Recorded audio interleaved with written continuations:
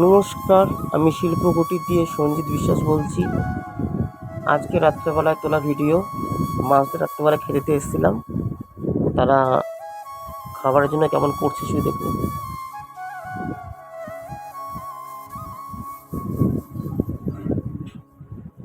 দেখুন গাপ্পি, Moli, fighter fish আছে, আরও অনেক রকম ফিশ আছে, সব নাম আমি জানি না।